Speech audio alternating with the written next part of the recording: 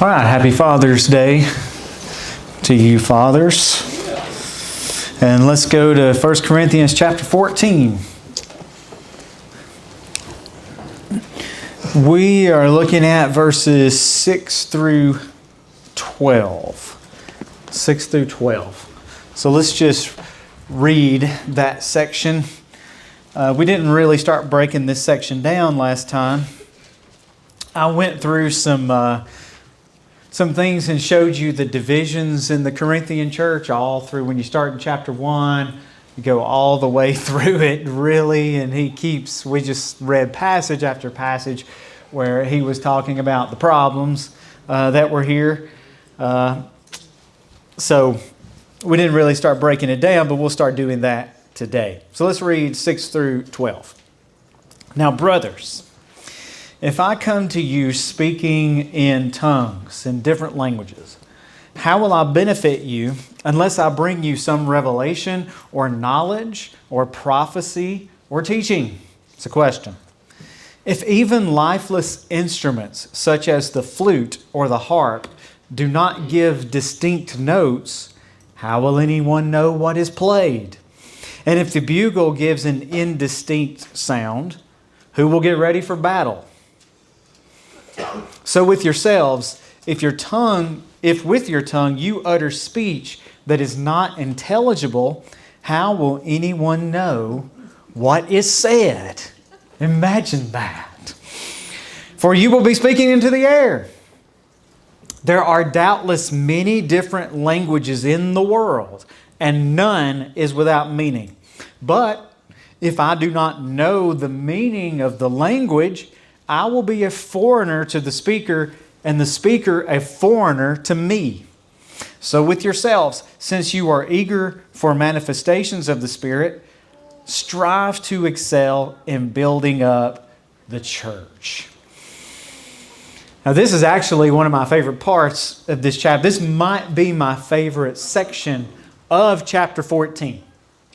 Because what Paul does here, he uses basically the same strategy that he did in chapter 12 and in chapter 13 to make his points about the gifts. And what he does is he makes a point and then he gives illustrations or examples to explain the point. And so these are real life examples. When you look at this, these are real life examples in 6 through 12 that he gives us. You know, it's something that I can make a mental connection to understand what he means in verse 6. And it's just basically imagery. It's a description, using your senses of sight, sound, touch, whatever may apply. Now, back in chapter 12, verse 12, Paul does this same thing that he's doing right here. He says in chapter 12, verse 12, "For just as the body is one and has many members, and all the members of the body, though many, are one body, so it is with Christ." Okay, you say, well, what does he mean by that? Well, he explains it. He goes in through a long explanation, a long description of how the human body works. It has all these parts: fingers, toes, arms, legs, eyes, ears, teeth, mouth, internal organs like your heart and your lungs that you don't see. He even mentions those that you don't see, but they're very important and you don't see it.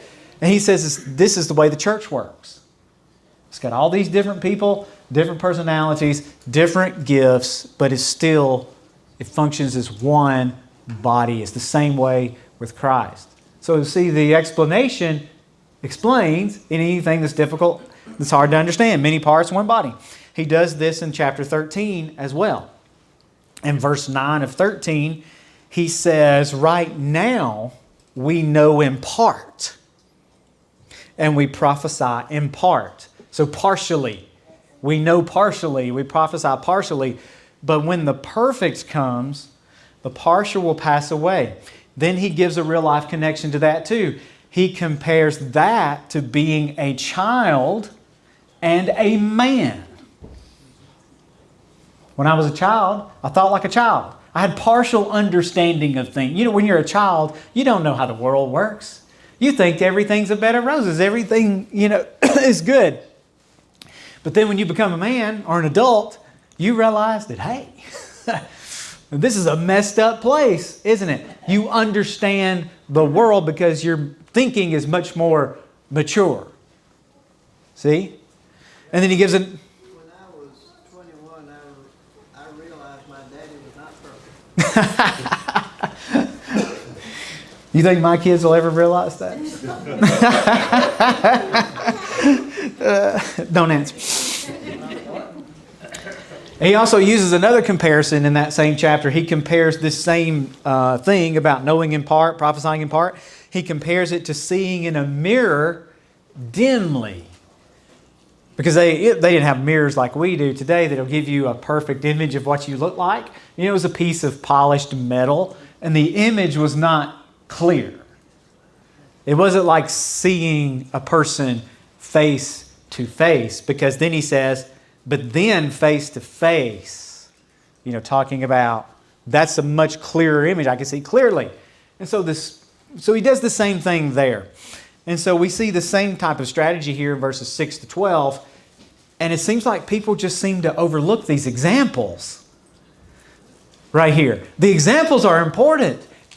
You don't need to worry about the interpretation, because he gives you the interpretation of verse 6, his question that he's asking, with the examples.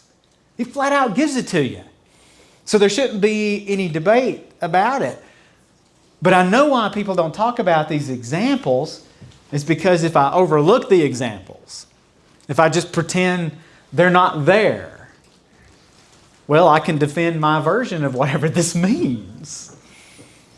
However, when I look at these illustrations that Paul gives, it's pretty clear what he's saying about this gift of tongues, as we still call it, of different languages. So let's get into it. I really like this. So verse 6 says, now brothers, if I come to you speaking in tongues, different languages, how will I benefit you unless I bring you some revelation or knowledge or prophecy or teaching? I've got that on the screen here. I also put a different translation there that you can see for verse 6. It reads, but now, brethren, if I come to you speaking in tongues, what will I profit you unless I speak to you either by way of revelation or of knowledge or of prophecy or of teaching, is the way it's worded there. Now, that word benefit, it could be translated profit. I think it is there. Yeah, it is there. But it means to help, to assist, to be useful. So basically what he's saying, and the question is, how am I going to help you? How am I going to be useful to you? If I come to your church speaking in foreign languages and you can't understand a word I'm saying, how's that going to help you? Now, you got to experience a little bit of a language barrier on your trip, I'm guessing. It's difficult, isn't it? It's frustrating. So how am I going to be useful to anybody? That's what he's saying. How am I going to help you if I come to you speaking in languages that I don't understand? What use would my ministry be to you if I did that? Take the Catholic example that we talked about last time with Latin. All those years, centuries. How did that benefit any of the people through the centuries? And doing all of that in Latin, and the common person couldn't read their name in boxcar letters if they saw it. They couldn't even read their name, much less understand Latin. So how is that benefit? What is the benefit? Where's the edification? Going back into the previous verses. Where's the edification? Where's the comfort? Where's the encouragement and all that? And so he says there is no benefit unless there is a catch here, unless I reveal something to you. Now, if I reveal something to you, there is a benefit. If I give you some needed knowledge, there's a benefit. If I teach you something, then there is a benefit. But how's that going to happen if they can't understand what Paul's saying? That's the question. how am I going to give you anything, teach you anything, give you any knowledge if you can't understand a word that's coming out of my mouth? So there has to be an interpretation. He's already made that clear in verse 5, I think it is 4 or 5. He says that there needs to be an interpretation if there's a different language so that the people can understand. Yeah, that's verse 5. And he doesn't change his mind about that as the chapter goes along. That never changes. That's set in stone, okay? There's something you can't get away from in any of this is there's always an interpretation, because that's the only way that you're going to have a revelation. That's the only way you're going to have a word of knowledge if it's in a different language. That's the only way you're going to have prophecy, proclaiming the word, or teaching, any of that if it's spoken in a foreign language. It's just basic logic when it boils right down to it, isn't it? It's just basic logic here. That's what he's using. And so what could you possibly learn from me? You know, think of it, if I'm speaking Russian up here and I don't stop, I just read all of this in Russian. What are you getting out of it? Absolutely nothing. Nothing. You're not getting anything out of it. It's like watching a movie in a foreign language with no subtitles. Unless there's those old Chinese movies where they were spoken in Chinese, but then they went and overdubbed the English parts, and you'd see the mouth moving and the dialogue had already stopped. We used to watch those Bruce Lee movies growing up. You know, he's we're going to fight. And then his mouth keeps moving, unless it's one of those. Yeah, The Passion of the Christ. Remember that movie? I believe Mel Gibson did that in Aramaic, I think, was the language. I couldn't understand it, so I had to read the subtitles. It had subtitles, and you had to read all that. But see, notice how it's frustrating. That's one of the most frustrating things for me. If I watch a movie, a TV show, a documentary, it doesn't matter what it is. If I can't hear the dialogue, sometimes in a movie, the mix, I don't like the mix, the way the music and the dialogue's mixed together, and I can't hear it, and I have to constantly adjust the volume. And if I can't hear the dialogue, that is just frustrating to me. If I'm at an event and I can't hear the speaker, I'd much rather him be too loud as too quiet and I can't hear him. That's frustrating because I want to know what's being said. And that's the point here. And it would seem that the Corinthians were so self-centered and unloving. We know that from going back through previous chapters that I did last time, that they didn't care about the clear communication. We've got these separate groups. I'm of Paul. I'm of Apollos. I'm of Peter. I'm of Christ, someone would say. And so there's a competition there. I believe that's clear when you read the whole book. And I think that's part of the problem that's going on now with this. And so it didn't bother them that some didn't understand what was being said. Maybe because you're in the rival group and I just don't care. That would seem to make sense to me. All right, now we get into the illustration. So he illustrates his point or his question in verse 6 about if I come to you speaking in different languages, how am I going to benefit you unless I can give you something, some type of teaching or knowledge, but you got to be able to understand it. So here's some basic logic to me that you just can't argue with. So let's look at verse 7. If even lifeless instruments, such as the flute or the harp, do not give distinct notes, how will anyone know what is played? That's a great example because an instrument is lifeless. It's just an object. It can't reason. It can't think like a human being can. For the notes to even work, somebody has to pick it up and play it. So it can't do anything on its own. Okay? But the notes are not random in a piece of music. It's not just random notes. The notes and the chords, they're organized in a distinct way to create the melody of the song. And it has a rhythm as well. It has a structure that it follows. It's not just noise, random noise.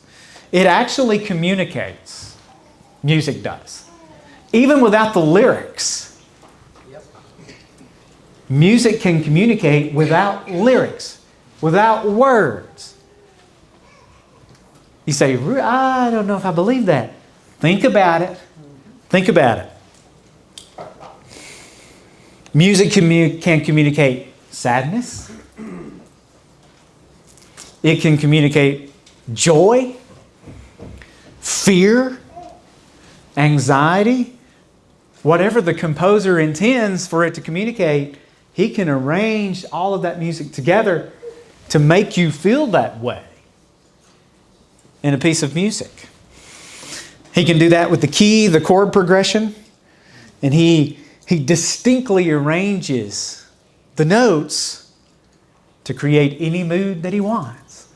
Think about it. I use this example with my students all the time when I'm trying to teach them about mood. Mood is your perspective when you read something, or you could be listening to music as well. It's the emotion that you feel while you read it. And so I use this example. I say, well, think about these horror movies, these awful horror movies that I don't watch them, but I've seen some of the old ones like Friday the 13th. I've seen it, yeah. Nightmare on Elm Street, the Freddy Krueger. I've seen it. Okay, so think about that. Think about Jason. Okay, this is awful, isn't it? We're talking about this. Think about Jason, the character. And you're watching that movie, and the director decides, I think I'll put this music in the background. Like circus music. Is that scary? No. What's the music do? It makes you feel the situation. Remember the movie Jaws? Remember the theme song to Jaws? Dun-dum. And there's that long pause. Then it'll do it again. Dun-dum. Dun-dum. It keeps building and building and building, and something bad is about to happen. You feel the anxiety in the music. So it communicates with no words. It communicates. And that's the point that he's making. Without that, it's just noise. It's just noise. And so how would you possibly know the song? We sing songs every week. So you could go over here to this piano, and if you just bang on it randomly, nothing. What does that communicate? But if somebody were to sit down there and play the melody of Amazing Grace, you say, oh, I know that. I know that. Because the notes are arranged distinctly for that particular song. It communicates, and oh, that's Amazing Grace, Amazing Grace. How sweet the sound that saved a wretch like me. Isn't that a great example? Yeah. Now look at the next one. Verse 8. For if the bugle produces an indistinct sound, who will prepare himself for battle? Now this is obviously a day and age where they didn't have radio communication in battles and armies. And that's only been an invention of the last 125 years or so with this type of communication. And so trumpets or some type of horn were used to communicate orders on the battlefield, because the general cannot yell loud enough over all of that noise and things or distance to communicate anything. In the American Civil War, they used drummer boys a lot. It was amazing how young some of the drummer boys were, as young as 9 and 10 years old in the Civil War. And their job, they would play was to give orders. You know, they played, the soldiers had to memorize the cadences, whatever the beat was, and they would know what to do. And that's the same way with the bugle. They would have a certain call to assemble and get ready, to get up, whatever. There would be a certain call to advance or to charge the enemy. There would be a certain call for retreat. You see, this would have been very important. And whoever's playing this stuff, he can't have a habit of hitting sour notes either, because this has got to be exactly right, or chaos is going to ensue on the battlefield if the guy plays the wrong thing. Or if he just gets up there and decides to do a solo and plays, impromptu. Well, everybody's like, what is going on? There's no communication. What do I do? Do I retreat? Do I advance? What do we do? And that's the point. If the trumpet sound is uncertain, then the soldiers can't respond properly. So the point is, communication must be intelligible to produce an action. And then ironically, the coming of the Lord is also associated with a trumpet call that only certain people are going to recognize. I just threw that in there. That's great. Let's keep going. Verse 9. Okay, so we got a couple of examples here, musical examples. So he says, so with yourselves, if with your tongue you utter speech that is not intelligible, how will anyone know what is said? Because you'll be speaking into the air. What time is it? So I can make sure I pace myself correctly here. 10:10? 11 now. Okay. All right. I can probably slow down just a little bit. Okay, so he says, so with yourselves. So what we're looking at here is take these examples to heart. Look at the examples I've given you and apply the examples to yourselves. Because I'm talking about your behavior. That's what he's saying. Take this to heart. I'm talking about your behavior here. If the notes are not correct, it's not music. It can't be known or anything like that. If the bugle doesn't give a certain sound, the army will not know what to do. They won't be prepared. So take that to heart. It's the same way with public ministry. Why would you want chaos? Think about it. There's a poem. It's a famous poem. I use it all the time. It's called The Charge of the Light Brigade. And it's written on a real life event, a real battle that happened. And miscommunication is what caused this. It was in a little-known war that the British fought against Russia in the 1850s. And I believe it was Walt Whitman. Now, I can't remember. I'm pretty sure it was Walt Whitman that wrote it. No, it was Lord Tennyson. He wrote it. He picks up the newspaper one day and he reads about this battle. And it was an absolute disaster for the British. Someone had given a command of 600 cavalrymen, which are on horses, basically just armed with sabers, to charge a Russian army of about 3,000 men with cannons. Now, a lot of the cannon that they had was British cannon. They had confiscated them, so they were trying to get them back. That was the goal. And so it was an absolute disaster. Almost all the 600 died. Obviously, when you take a sword to a gunfight, that's probably not going to turn out too well, and it didn't. So Whitman reads about this in the newspaper. He writes this famous poem. It's called The Charge of the Light Brigade. It describes the battle. Well, somebody's got to take the blame for this, right? It was kind of a political scandal because when it came back, they're trying to figure out what happened.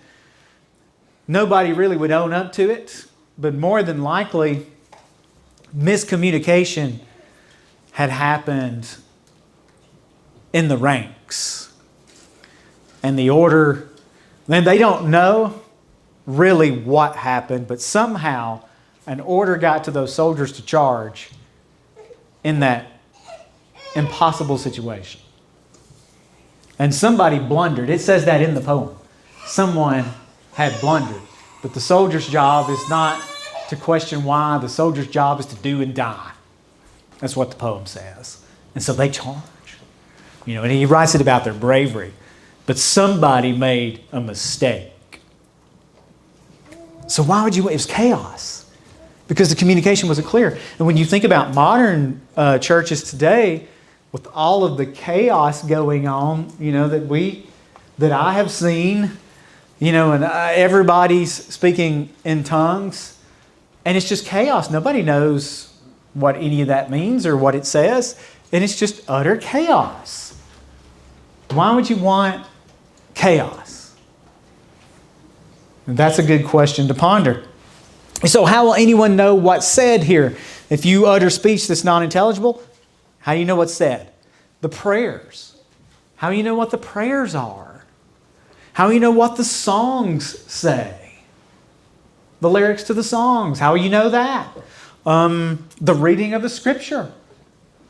How will you know what you're reading? The exhortation of the Scripture. How will you know any of that? It's just sitting in a frustrating situation where you don't know what's going on. Think about that movie with no subtitles. That's not enjoyable. So think about what the folks in this church were going through with all of this going on.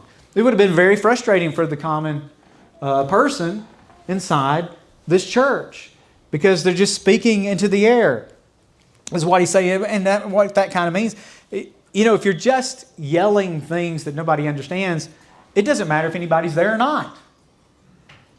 So it might as well no one be present if they can't understand what you're saying. And that's the whole point there. You just might as well just be speaking into the air.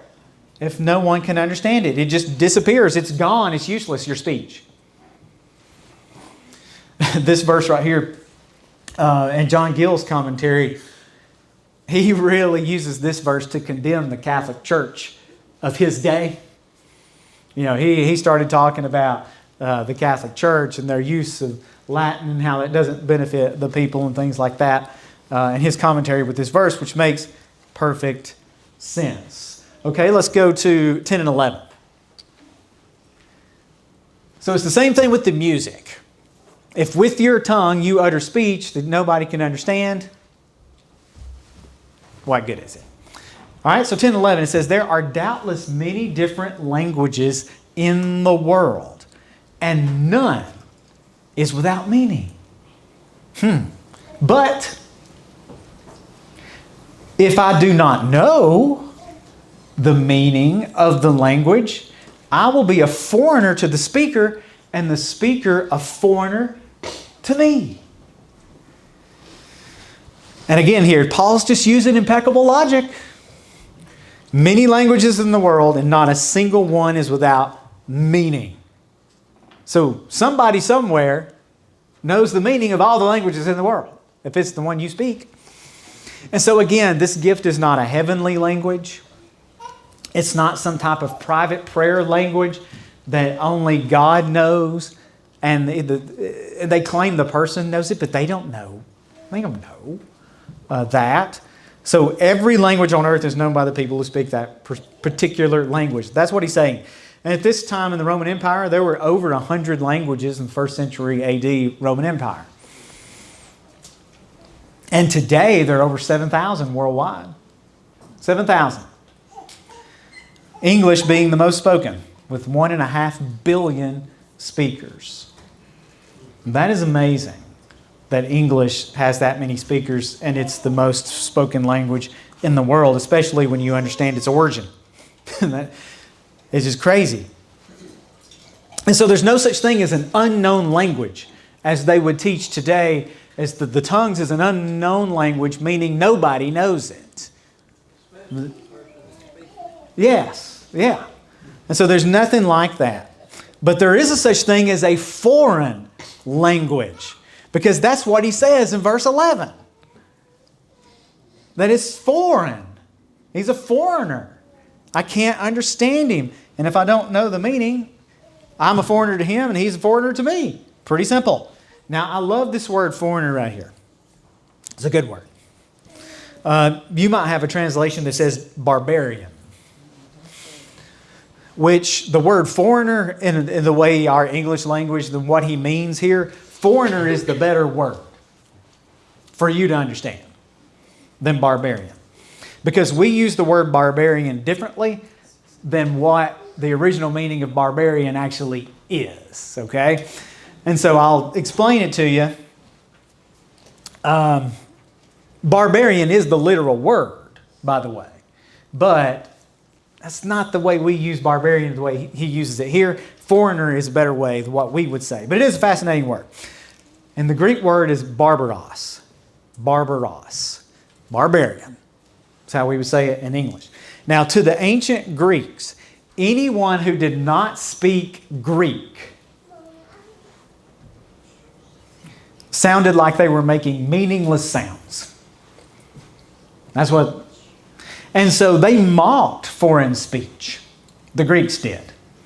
They mocked any foreign speech by saying it sounds like bar, bar, bar, bar, bar, bar, bar, bar, bar, bar, bar, bar, bar. That's the way they mocked it. And that's where the word comes from. It's onomatopoeia. Barbaros. Bar, bar, bar, bar, bar, bar, bar, bar, bar. Now, we have a similar description in the English language that we use when we can't understand something. Blah, blah, blah, blah, blah, blah, blah, blah, blah, blah, blah, blah, blah, blah, blah, blah, blah. So, it's the same concept, just two different languages. They use this word barbarian the same way as we would say blah, blah, blah, blah, blah. And so that's what the word means. It's actually a description of someone who spoke a foreign language. That's what barbarian actually was. A person, that's all it was to them, is a person who spoke a foreign language.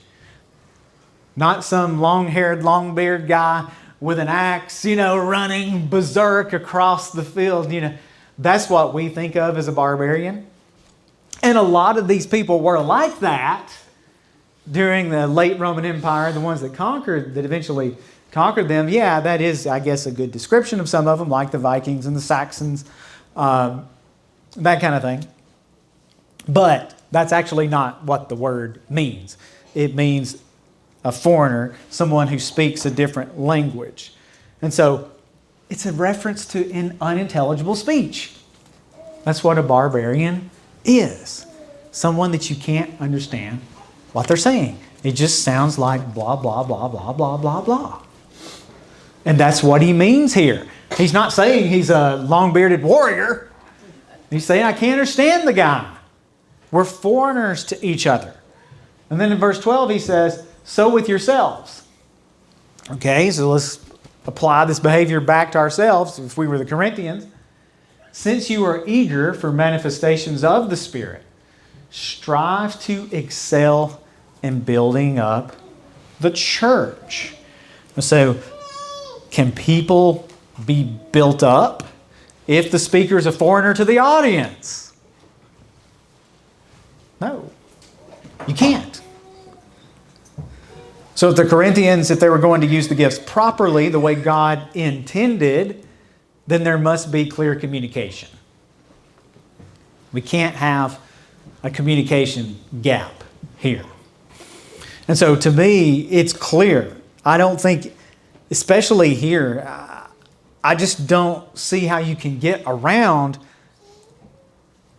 that the gift of languages, the gift of tongues, it was not for private use to benefit one's self. So it's, that's, where is that ever mentioned? It's not. It was for public use to benefit others if what? If it is interpreted. There's a benefit to it. And that didn't change. And it hasn't changed over the course of the centuries. That would still be the same in any case. And so God didn't give two types of tongues. A private tongue, just for me, and a public one. An unintelligible tongue and an intelligible tongue. It's not two types. The Bible only speaks of one gift. And it was known languages that were in the world at the time. And he's about to ring the first bell there, I think. But look what verse 13 says. We'll get into this next time. But just to reiterate and kind of reinforce everything that he's already said about these examples with the music and how the notes work and everything. Then look what he says in verse 13. Therefore, which is connecting, that word right there is connecting what he previously said to what he's about to say. Therefore, one who speaks in a tongue should pray that he may interpret.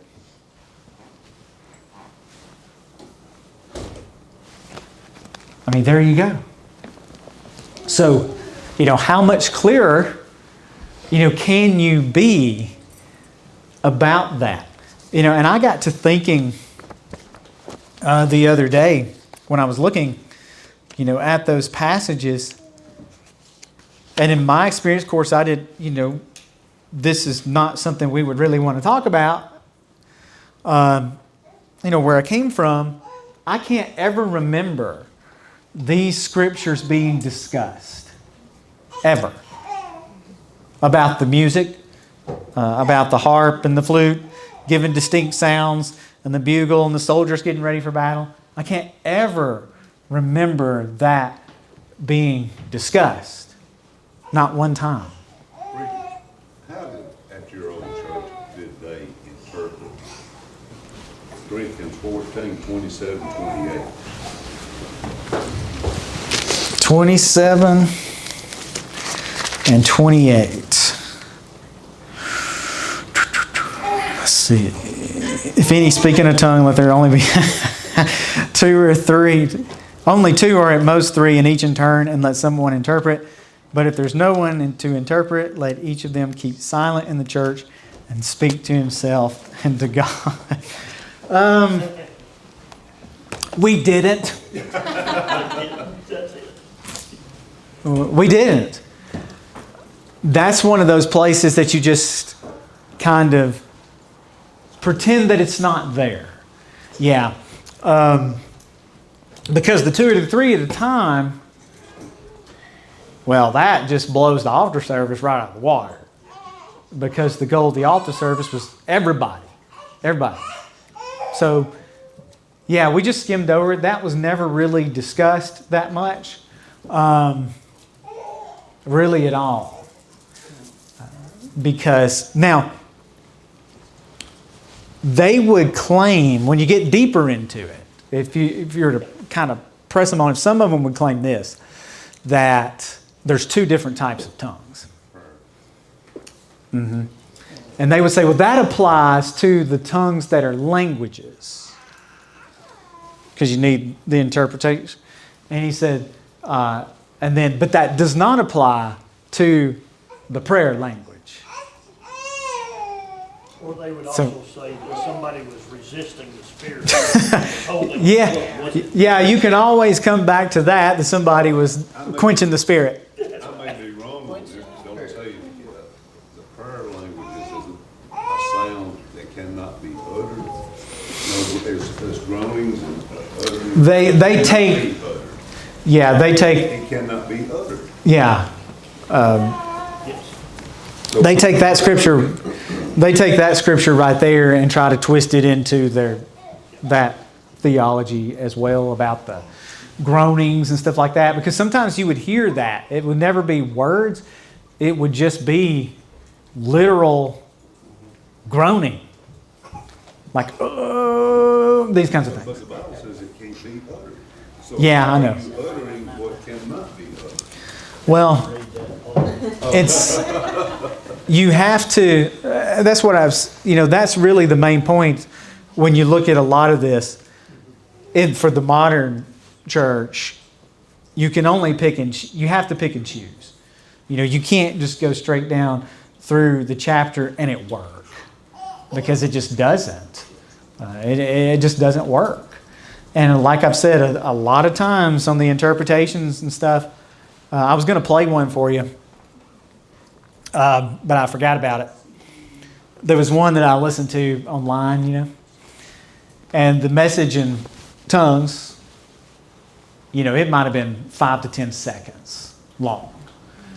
And then the interpretation, was like, it might have been close to a minute long. I know there's variation in languages, but that seems like a big difference. If I can say something in 5 seconds in one language and it takes me a minute in another language, I don't know about that. How can these pastors, if it's not a real thing, how can they just come up with stuff to say? That is a good question, because I've thought that myself. How can they just come up? But most of it is generic, kind of quote unquote cliche type stuff. Like, I'm the Lord. If you'll obey me and do my will, seek my face and turn from your wicked ways, then I'll hear from heaven and heal your, this kind of thing. Easily, just kind of hitting the high points type of stuff. It's never anything that you just couldn't blatantly see in the Bible somewhere most of the time. And so why, if it's already there, how is it a new revelation? So, yeah. But that is a good question, because I have wondered that many times. Like, how did they come up with what they say? In both scenarios. So, all right, we'll get into verse 13 next time.